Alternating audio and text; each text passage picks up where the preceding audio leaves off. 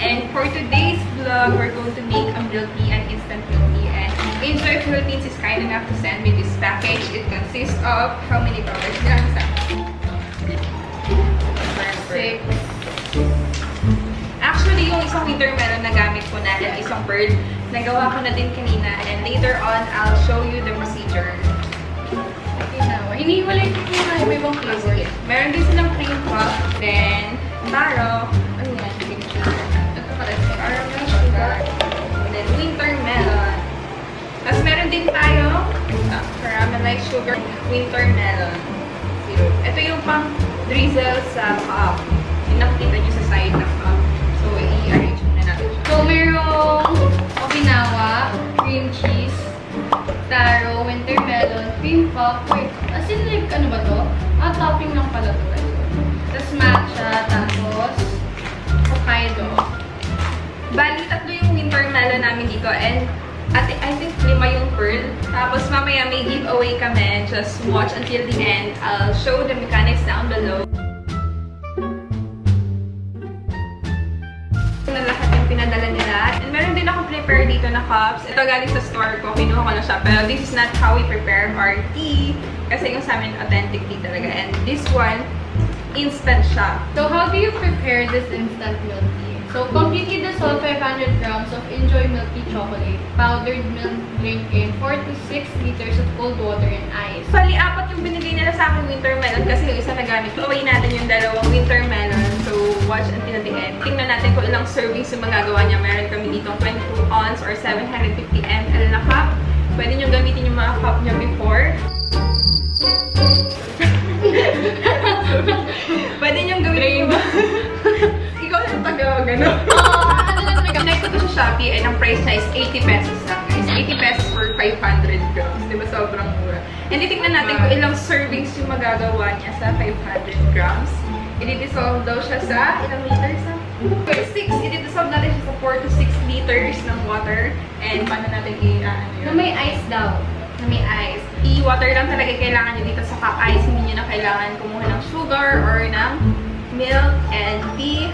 Kasi instant na talaga kasi siya, guys. Instant siya. Meron na kasi siyang ingredients ng mga milk powder, tapos sugar, tapos caramel sugar siya. So, more on sugar pala to kasi ito binabasa ko. Kasi for short guys, instant na siya. So, all the things na you need na hiwalay from the milk tea, meron na siya dito. So, parang gagawin mo talaga, ilalagay mo lang siya, tapos lalagay mo lang ng tubig.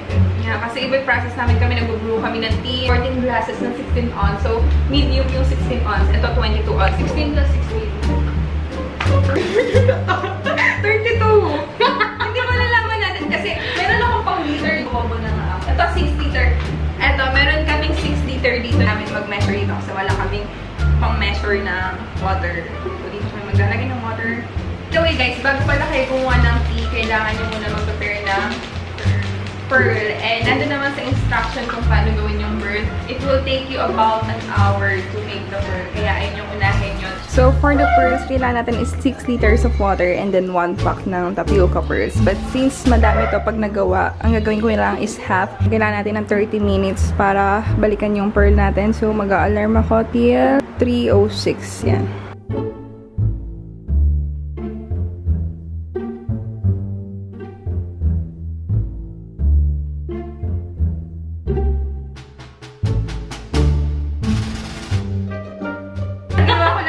Tapos ito yung pinalabasan niya. Gato na siya kadami, isang towel. For sure, hindi siya maubos. And kung madami yung ginawa nyo, hindi mo siya pali-stock sa ref kasi titigas siya. Dapat fresh lang lagi, di ba? Ito na lang, wala akong gunting. Support niya yung YouTube channel niya. Wala akong video eh, pero, ay meron ako before, pero, lalagay ko lang? Oo, lalagay na. Meron ako before eh. Dapat ata hot water. Pero sabi nila, okay lang daw kahit cold water, di ba? Hala, hindi siya nadi-dissolve. Wait, Feel ko madadissolve. Ganyan naman yun eh. Yung winter melon syrup. Pang-drizzle siya dito sa bibit ng cup. Hindi naman i-dissolve. Feeling ko dapat i-dissolve nyo muna siya sa hot water. Oo, feel ko din Lalo actually. yung ginawa natin kanina. Pero mamaya, ituturo ko din sa inyo kung paano siya gawin per cup. Kasi if ever kayo lang mag-isa sa bahay, pwede nyo naman per serving lang yung gawin. Hindi yung ganito. Pero kasi kami, ang dami namin dito. Kaya ito yung ginawa namin. Dinidissolve pa namin siya. May buo-buo siya ano yung particles.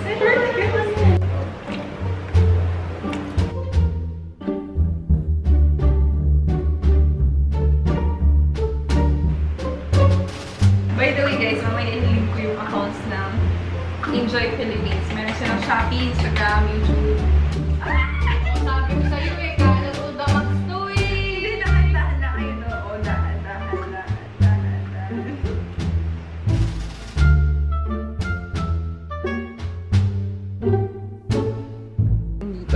Dito.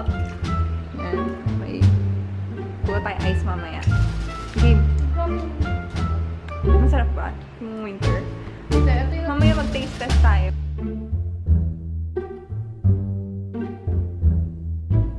Sila ng milk tea sa labas, parang 80 pesos per cup. Pero ito 80 pesos at madami na talaga kayo magagawa. Hindi pa namin alam kung ilan. Tinatry pa namin siya i-transfer sa cup. Meron pa dun sa stock pot. Alam na natin na sagot sa tanong kanina, 10 magagawa natin na cup. So, for example, 80 pesos to. 8 pesos na. May ambag na siya guys sa group work. Yan. Parang mas okay ata din ako yung Yeah. Oh my God. Parang di ka barista, girl. Ganito siya. Tapos, try natin i-transfer. Wala din. Ganun din. Oh, mas maganda yung color niya. Parang brown sugar siya. Diba? Mamaya namin lalagyan ng ice kasi gagawa pa tayo ng panibagong flavors. Pero ito, gagawin natin is per serving na lang. Is isang serving lang, hindi yung pang maramihan. So, if mag-isa lang kayo sa bahay, pwede din to. Like, if everyday yung gusto mag-milk tea, gawa lang kayo everyday. And ang kailangan lang natin is spoon.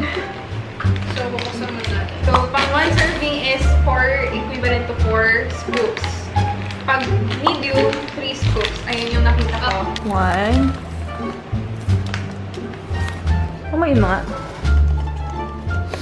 Taro. So guys, next is matcha. Para daw may iba naman daw ang kulay. Maganda yung color na to. And, Kasi yung kulay ng nag-check ako sa internet, sabi nila masasarap daw to kaysa sa custom brand. Uy, grabe. mabango, pero Parang naamoy amoy legit siyang matcha. Ganito yung amoy niya sa Starbucks eh. Yan. So, Solve na siya. Naalala lang ba kung ano dun sa yung mga? Ano pa ba hindi natin nagagawa? Chocolate na. Sinisipon ako. Siya talaga yung ano natin. Taga-demo. Ako taga-daktak. actually, kaya niya ako in-invite kasi alam niya mas maayos daw ako gumawa. Kasi siya mamamatay. Siya yung taga-demo. Ako taga-watch. Kaya nga. Naka-exciting na part yung cream cheese. Ito yung makikita niyo sa mga makeup. Yung mga parang pa-message na yung cream cheese na nakaligad like Macau. Yung parang ano ba yung mga things ng milk tea? So, dissolve muna natin. Or siya na. Wala pang yan yung chocolate eh. Mamaya na. Antayin natin mataas lahat, tapos mamaya maglagay tayo. Cream cheese and later on, itatopics na lang namin siya. Tapos na yan. Gagamitin natin pang messy cup. Ganito ang magiging tsura niya. Wait, okay lang. Tapos lalagyan namin yung chocolate dito kasi parang feeling ko ay yung pinaka-match. Sarap. A combination with the cream cheese or cream cheese and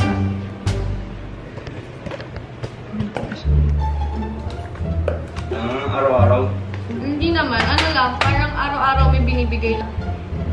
Transfer mo na. Then after nito, saka natin lalagyan ng parang kulang yung water niya. Pwede mo lagyan. Sige, lagyan natin konti. Kulang mo sa cold yasa. Pampas talaga. So, lagyan ng cream puffs yung... Lagyan natin. Kinkin, you want milk tea? Flavor. Hi, everything. Lalagyan. Oh, hindi ganyan.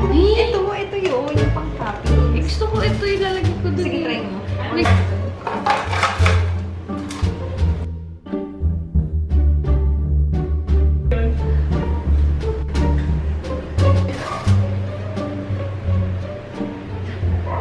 Parang napipilitan lang siya.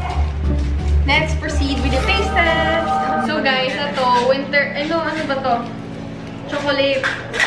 So guys, pa yan? Yes, already may cream puff mo. Oh. Okay, winter meron natin yung chocolate. Ay. So guys, una-una natin ita-taste is winter melon. Ayan. Lagyan namin siya ng cream puff sa gilid. So parang mag-jowa, sa dalawang strawberry.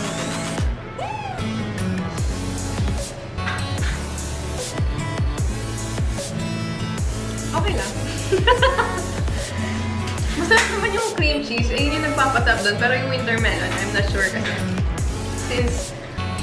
since gumagawa kami ng milk tea, parang alam namin yung lasa ng authentic milk tea. And this one, para siyang Parang mahalata mo. Instant milk tea siya. Like yung powdered lang. Not unlike yung binro na tea. Ayun yung lasa niya for me. So let's proceed with taro. Pakita mo muna. Ang ganda ng color niya. Actually, ube talaga. Pero pag tinignan nyo kanina parang white siya, no? Oo. Let's try it. Lagyan din namin ito ng cream cheese and cream puff. Sarap. Hindi ko masarap siya pang shake, no? Oo. Hindi siya pang... Masarap yung cream puff. Sarap yung cream puff sa cream. Try nga natin next time pang shake to. Parang masarap talaga siya pang shake. Like, ubing-ube talaga yung lasa niya. Honest review to, guys. Kaya yung winter melon, hindi ko masyado nagustuhan kasi mas gusto ko lang ng authentic tea. Although, sabi naman nila authentic tea yung gamit nila. Pero, Gusto ko siya. Bet ko siya. Actually. uwi mo na lang tayo, no? Ganda din. Pang dinner ko. Next is matcha. Ito, oh. Yung amoy niya kaamoy niya talaga yung Starbucks. Since nag-work ako sa Starbucks, alam ko yung amoy ng green tea. Actually, hindi ako pala green tea. So, hindi ko alam kung parang siya i-judge. Sige, try natin. Violet. Violet na. Uy, bet ko siya. Hindi talaga ako. Pero parang ano siya, kulang siya sa sugar. Hindi ko alam kung dahil ba sa... Pero pwede nyo naman kasi idagdag ng sugar. Kung ano sa bahay ng video. Pero gusto ko yung lasa niya. Mas gusto ko yung matcha na to kasi sa matcha namin. Kasi yung matcha na to parang real talaga siyang green tea. Hindi ako fan talaga ng matcha. So, hindi ko siya ma-appreciate. Ito yung pinaka-inaantay ni Sam. Oo, actually, ito talaga. Kanina ko siya tinititigan. Chocolate na cream cheese and cream puff. Parang nilagyan namin siya ng... I don't know kung rock and salt na tawag sa taas na. Pero cream cheese siya sa taas. Tapos meron din siyang... Parang nilagyan namin sa gilid. So, let's try it. Pero kasi, kanina nung hinahalo ko siya, ano na siya, may chocolate na talaga. Sarap. Lasang-lasa ko yung tea niya. Oo. Or dahil yun dito. Pero parang masyado siyang mati. Pero masarap yung mixture niya with the cream puff tsaka Bet mo? Sakto lang. Parang mas gusto ko bet ko pag yung taro. Ako yung matcha talaga. Okinawa? Okinawa ata. Ang dami namin ginawa. Kasi gumawa kami kanina, di ba, madaming serving sa winter melon. So, hindi na namin alam kung anong dito. Ay, glass, Okinawa. Ang dami namin ginawa kanina para ito lang yun. Oo nga eh. Parang feel naman parang kanina pa kami nagpapagod. Hintay mo ba ako?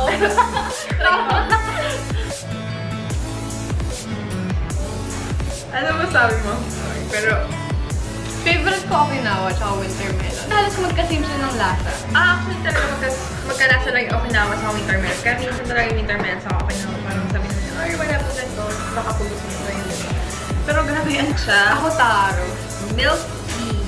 Taro is my favorite. Sa lahat. Or siguro kung ma-addict din ako sa matcha, ma-appreciate yung matcha. Oo, kasi talagang real na Kasi real talaga. malalasahan mo talaga yung tea nung matcha. Green Pero tea kasi talaga. hindi talaga ako addict sa green. So, yung taro. Yung chocolate, average. Okay naman. Parang hindi siya disappointing, pero hindi din siya surprising. True. Para to sum it up lang, comment down yung favorite yung milk tea flavor. Tapos, ano ba? Teka, kukunin ko yung mga pag-ibig. Yes.